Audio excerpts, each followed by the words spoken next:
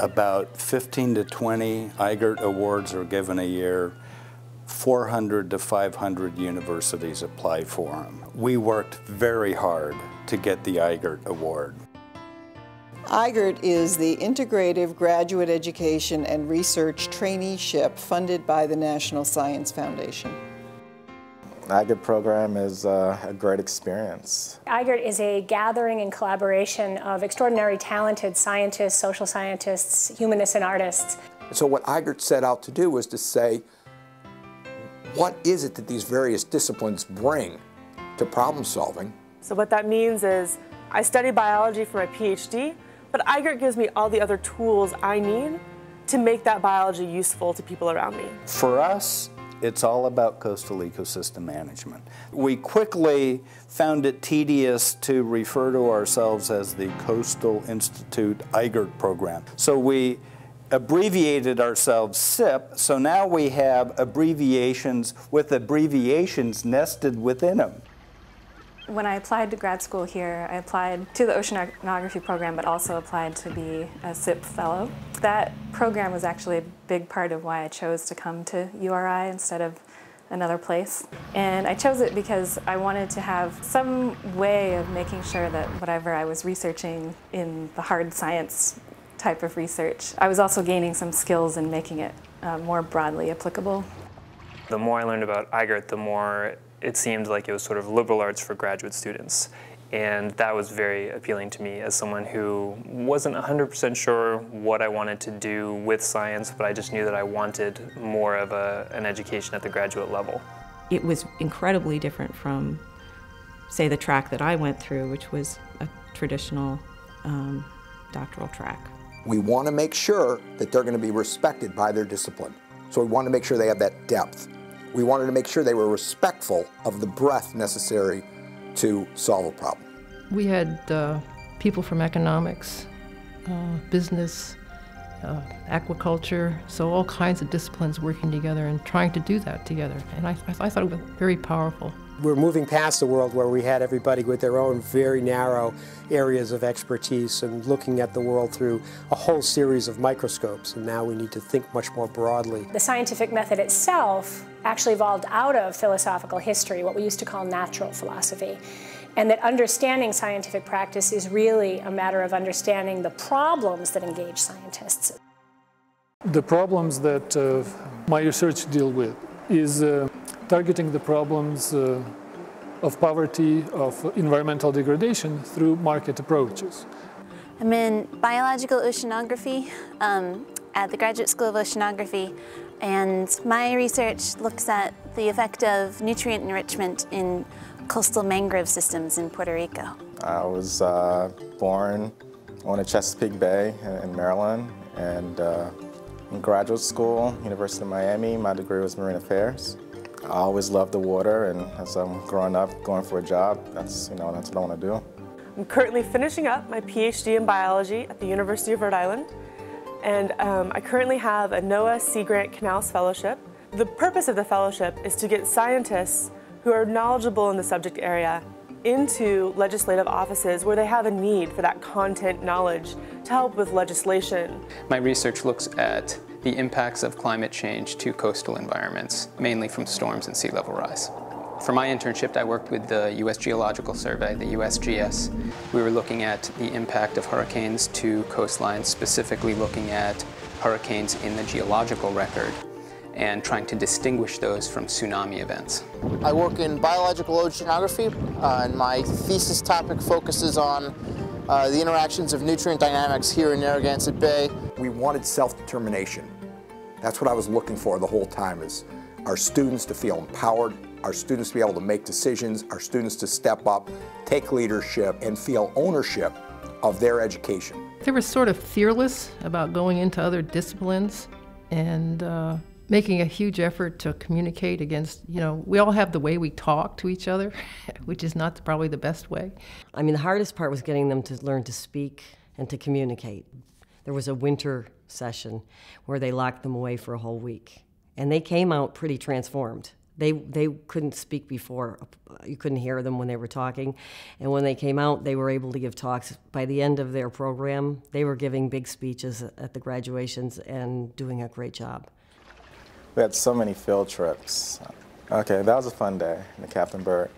That day we went out to sea and we were taking a survey of the fish. It was my first time on a trawling boat like that, so that was a really cool experience.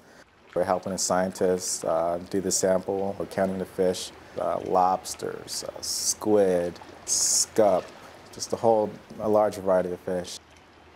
I think that science is almost worthless if you can't communicate it to society. I write lots and lots of memos and briefs to our senator, and he doesn't want me to say, well, the carbon dioxide is 0.02. He doesn't need that depth. He really wants a summary of what I've read. What's the highlight? Why should he care?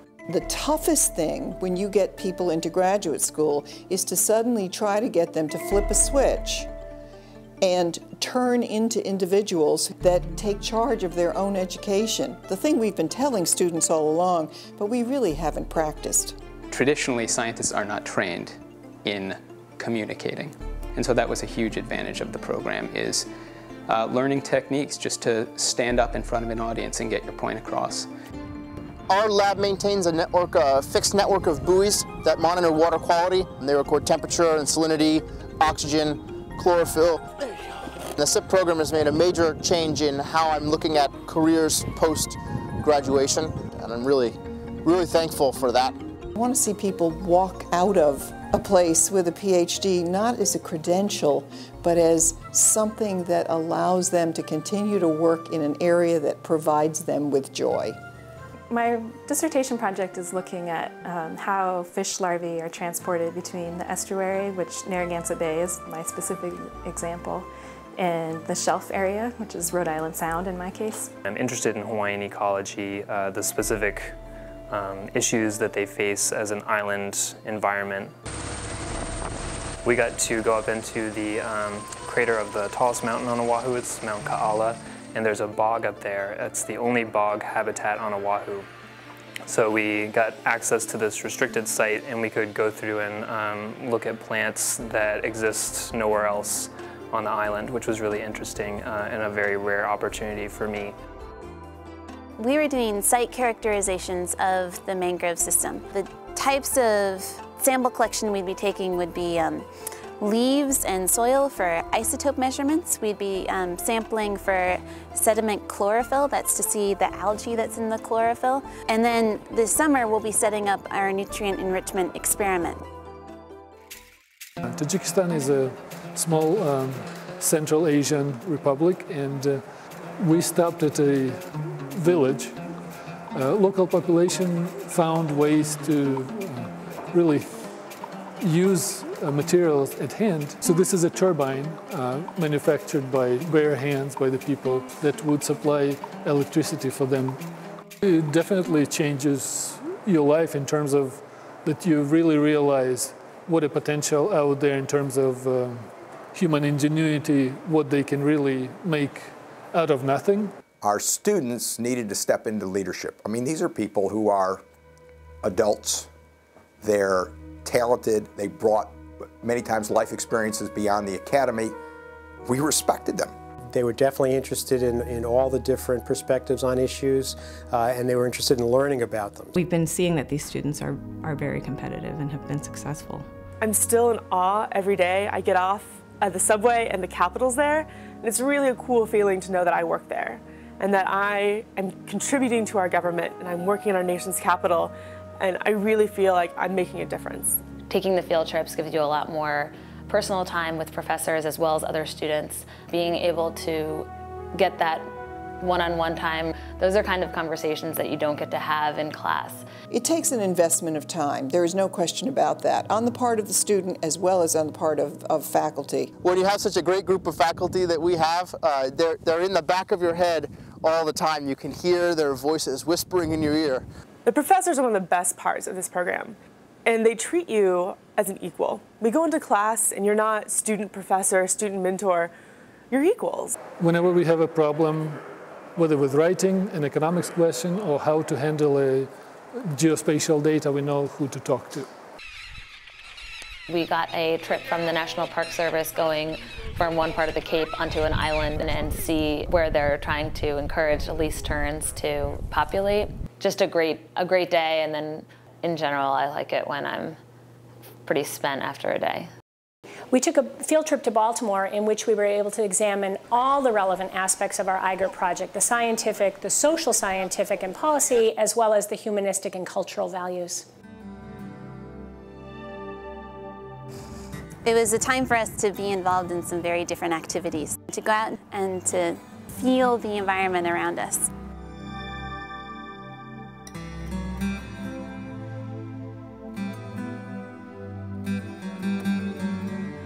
We learned from our students that they truly valued and they grew in their interactions outside of the academy. I met a lot of people around the state, research scientists, fishermen, things like that, that have been helpful to talk to for my project.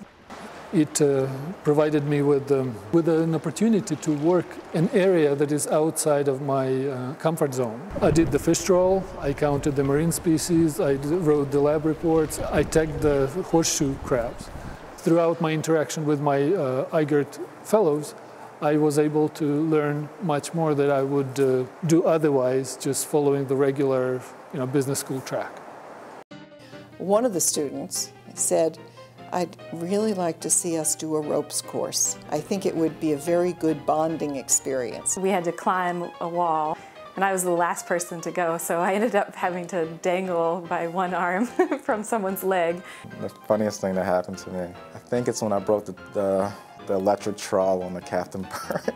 The oil was squirting everywhere, and the captain got upset at me. It's like, "What are you doing?"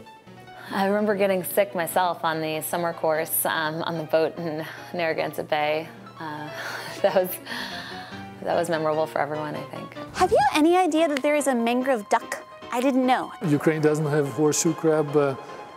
It looks scary for people who didn't see it before. Still, it was something that I've never done, and maybe I will not do it again, but it was definitely a different learning.